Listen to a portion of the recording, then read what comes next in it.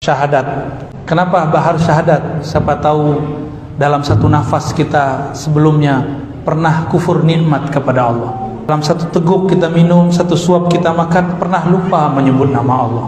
Maka wajib setiap zikir syahadat dulu. Mau zikir apa aja, mulai syahadat.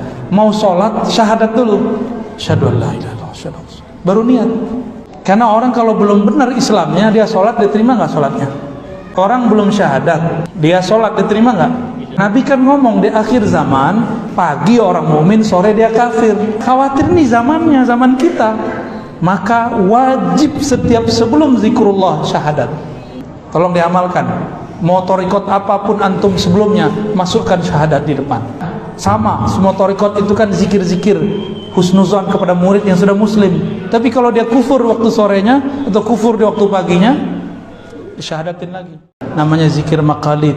Ini kita sedang diperintahkan untuk menyebarkan zikir ini untuk bekal di akhir zaman. Pertama syahadat, yang kedua kirim fatihah istighfar kepada Allah, minta ampun dosa lahir dan batin. Bersihkan dulu, kosongkan dulu diri kita dari keburukan dari selain Allah, baru kemudian fatihah. Lalu dikirimkan pahalanya untuk Sayyidul Arwah Sayyidina Muhammad sallallahu alaihi wasallam.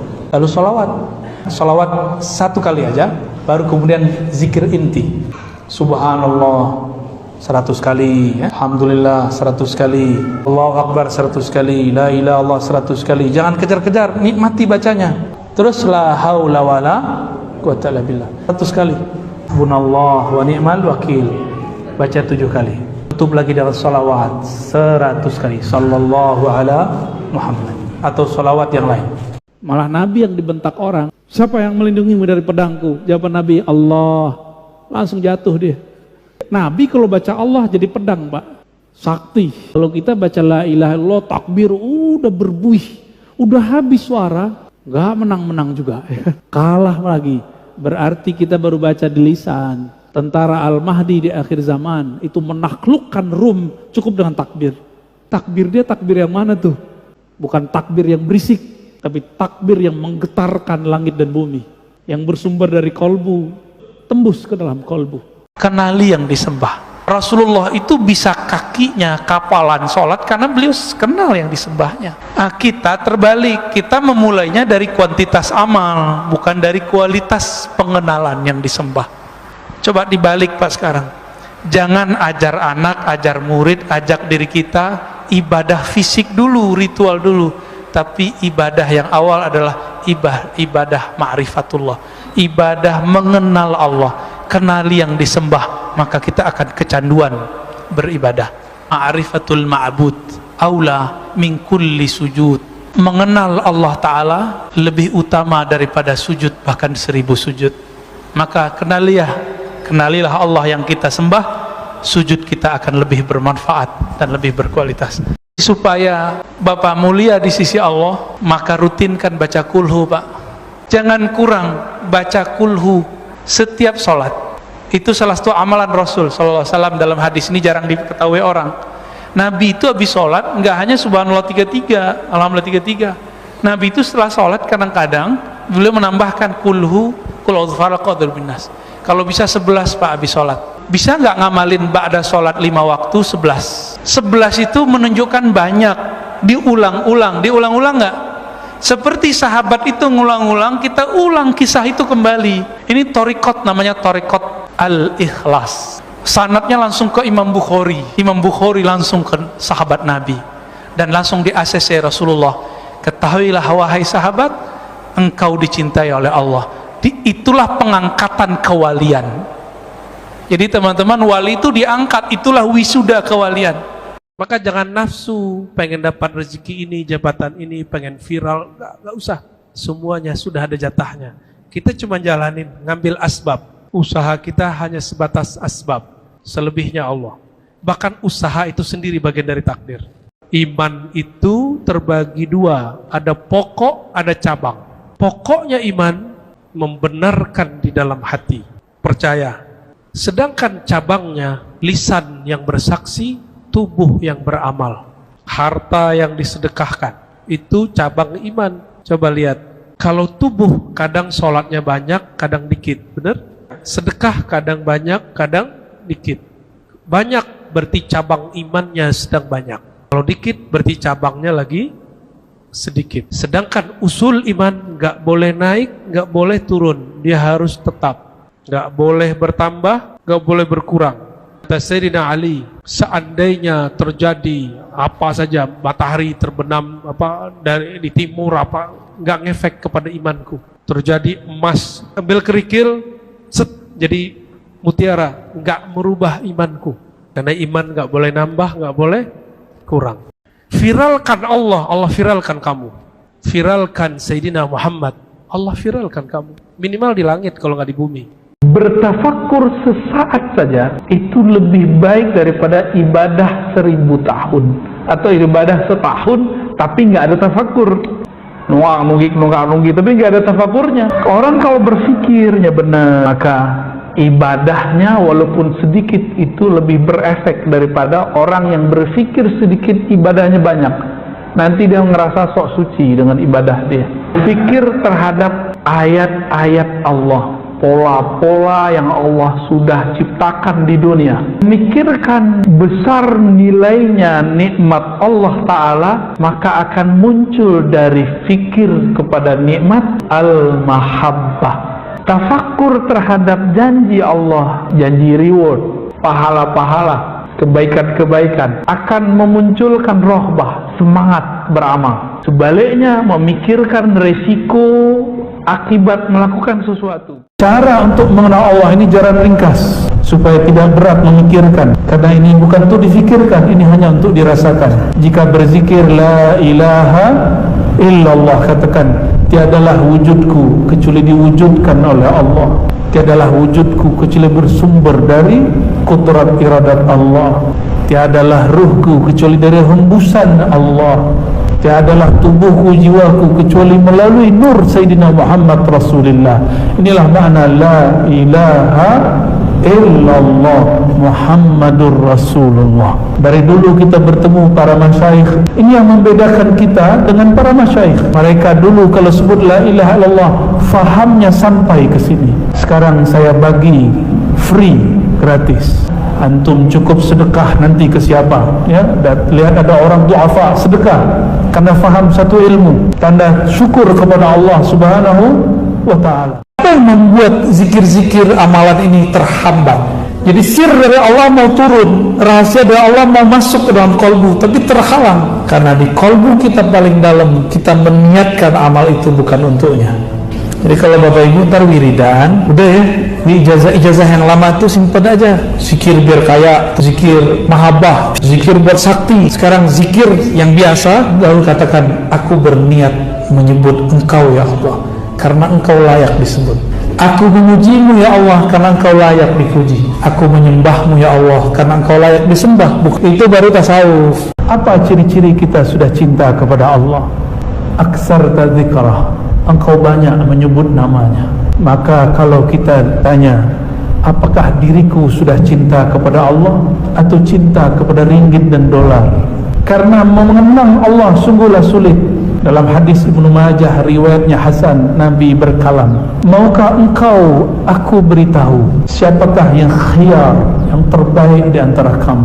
Di hadis yang lain Nabi mengatakan, ala adullukum, maukah kamu aku tunjukkan dengan amal yang khairi a'malikum, sebaik-baik amalmu, yang paling tinggi di sisi Tuhanmu, paling diridainya, lebih mulia daripada jihad, lebih mulia daripada sedekah bil wariki wal zahabi. Apa itu? Di hadis yang Tirmizi disebutkan zikrullah, mengenal Allah, mengingat Allah. Orang yang zikir ya hayyu ya qayyum setiap hari 40 kali ba'da salat, 200 sehari, Allah akan terbitkan cahaya di kolbunya selama 40 hari. Amalin ya. La yukhliful mi'ad, Allah tidak pernah melanggar janjinya, dan Allah tidak pernah zalim. Jadi jangan berpikir Allah tidak adil. Antum mau keadilan Allah? Mau keadilan Allah? Pasti semuanya masuk neraka. Jangan pernah minta keadilan Allah, semuanya masuk neraka. Adil itu apa sih? Apa adil? Bingung deh. Padahal sering ngomong ya, bukan 50-50 toh. Enggak. Sesuai dengan haknya kita bagi. Kira-kira kita pantas nggak masuk surga? Sholat nggak khusyuk, umroh narsis. Kalau ziarah orang dikubur foto, ya salam. Lagi foto sama kuburan. Allah mencipta tidak perlu ada hajat dan tujuan. Kalaupun tujuannya bukan untuk dirinya, tapi untuk si makhluk itu sendiri. Karena yang masih punya tujuan berarti belum sempurna, yang berhajat berarti belum paripurna. Allah menciptakan kita, Allah nggak butuh sholat kita, Allah nggak butuh zikir. Jadi zikir antum itu nggak diperlukan Allah. Jangan sok-sok dibutuhkan Allah. Udah nggak khusyuk, sok-sok dibutuhkan Allah lagi. Jadi Allah menciptakan makhluk untuk apa? Untuk si makhluk itu sendiri, supaya si makhluk itu sempurna. Liya'budun, kesempurnaan makhluk ketika dia menyembah Allah dan mengenalnya. Liya'budun. Jadi li di situ untuk, bukan berarti Allah bertujuan untuk dirinya, berhajat untuk zatnya. Tidak. Ya. Nikmat itu ada dua, zahir dan batin. Maka nikmat zahir, badan yang sehat, dompet yang ada isinya, punya tempat tinggal, punya kendaraan, punya pasangan, punya anak, punya kawan, punya kerjaan, semuanya itu zahir. Adapun nikmat yang batin, ketika kalbu berkawan dengan Allah Subhanahu wa ta'ala, ketika kalbu selalu berkiblat kepadanya, maka setiap kalbu menjauh darinya, itulah siksaannya. Itu yang disebut dalam Al-Quran ma'isyatan dongka. Orang-orang yang berpaling dari mengingat Allah, maka Allah jadikan baginya ma'isyah. Ma'isyah itu hidup, tempat hidup, waktu hidup. Jadi dua, tempat dan waktu. Jadi waktunya dalam hidup, tempatnya dalam hidup, dongka. Dongka artinya sempit. Kalau sudah sempit, bawaannya marah, kesel, benci kepada orang yang beda faham. Ini hati-hati. La ilaha illallah munafiqin. Bacaan la ilaha illallah orang munafik. Saya saat baca la ilaha illallah, apakah seirama lisan ini dengan kalbu? Atau ketika baca la ilaha illallah, pikiran pun melayang? Atau yang lebih parah, orang baca la ilaha illallah, hati mendongkol, ya, hati kemudian kesel. Allah diteriak-teriakin. Akhirnya orang baca Allah, dia kesel. Itu lebih munafik dari munafik itu. Gawat. Kalau nggak suka zikir keras, nggak usah komentar. Cukup katakan, saya suka zikir lembut. Di ciri-ciri munafik pada diri kita, baca la ilaha illallah dengan lisan, tapi tidak ada koneksi dalam diri. Nggak ada kenikmatan dalam membacanya. Ciri munafik, ayatul munafik salasa. Idza haddatsa kadzaba. Hadis Bukhari Muslim. Ia berkata, berkalam, tapi bohong. Lain di mulut, lain di hati. Iman itu terbagi dua, ada pokok, ada cabang. Pokoknya iman membenarkan di dalam hati, percaya. Sedangkan cabangnya lisan yang bersaksi, tubuh yang beramal, harta yang disedekahkan. Itu cabang iman. Coba lihat. Kalau tubuh kadang sholatnya banyak, kadang dikit, benar? Sedekah kadang banyak, kadang dikit. Banyak berarti cabang imannya sedang banyak. Kalau dikit berarti cabangnya lagi sedikit. Sedangkan usul iman nggak boleh naik, nggak boleh turun. Dia harus tetap. Nggak boleh bertambah, nggak boleh berkurang. Kata Sayyidina Ali, seandainya terjadi apa saja, matahari terbenam apa dari di timur apa, nggak ngefek kepada imanku. Terjadi emas, ambil kerikil, set, jadi mutiara, nggak merubah imanku. Karena iman nggak boleh nambah, nggak boleh kurang. Maka jangan nafsu, pengen dapat rezeki ini, jabatan ini, pengen viral, nggak usah. Semuanya sudah ada jatahnya. Kita cuma jalanin, ngambil asbab. Usaha kita hanya sebatas asbab, selebihnya Allah. Bahkan usaha itu sendiri bagian dari takdir. Mau bertemu Rasulullah, jangan adukan masalah duniawi, adukan nasib kita di akhirat. Dunia ini sudah dijamin oleh Allah. Ini pesan Imam Ibnu Athaillah Sakandari. Arih nafsaka minat tadbir. Kamu gak usah berat-berat mikirin dunia, udah dijamin. Kerja aja, ambil asbabnya, Allah mudahkan. Yang hendak kamu pikirkan bagaimana matimu nanti. Maka kalau bertemu mimpi ketemu Rasulullah, kalau ada kesadaran minta, wahai Rasulullah, izinkan aku dapat syafaat sebelum wafat. izinkan aku dapat syafaat ketika masuk kubur, ketika dibangkitkan, ketika dihisab, ditimbang, sampai tembus ke sirat, sampai masuk surga. Amin ya rabbal alamin. Jadi orang-orang yang masih mempermasalahkan zikir keras nggak ada di Quran, itu orang nggak ngupdate ilmu. Tahun 600-an Hijriyah, Imam Nawawi udah nulis. Apa kata beliau? Zikir jahar, zikir sir, dua-duanya tidak boleh dipertentangkan. Karena dua-duanya sabit fil Quran. Dua-duanya ada di Quran. Nabi itu kadang mengajarkan keras, kadang mengajarkan lembut. Itu aja. Hanya ulama ahli fikih, ahli zikirlah yang mengerti kapan keras, kapan lembut. Jadi fas'alu ahla dzikri, tanya ke pakar zikir, kapan kita keras, kapan kita lembut. Kalau lagi ngantor, kalau lagi di tempat kerja, kalau lagi safar, gak usah zikir yang keras, pakai zikir yang lembut. Kalau nggak sesuai kondisinya zikir keras, ya zikir lembut aja. Sebenarnya zikir keras, zikir lembut itu bukan masalah afdol, tapi kondisi. Sebenarnya zikir keras, zikir lembut itu bukan masalah afdol, tapi kondisi. Saat kolbu kita sedang bermasalah, maka zikir jahar paling afdol. Di saat zikir kolbu kita sudah tenang, jiwa kita sudah teratur, zikir lembut itu lebih afdal. Maka muncullah satu kalam dalam riwayat Al-Baihaqi, khairu dzikri ma khafi, sebaik-baik zikir itu yang lembut lirih.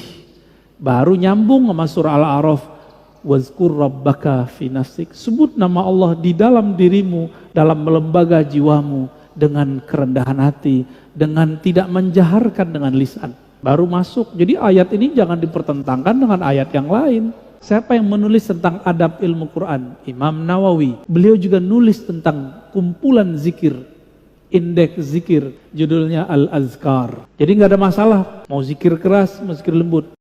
Al-Fatihah itu disebut sebenarnya sholawatur ruh. Sholawatnya ruh kita sholawat. Baca Fatihah. Dalilnya surah hadis Al-Bukhari tentang dialog antara hamba dan Allah, itulah sholawatnya ruh. Dan itu ada di surah Al-Fatihah.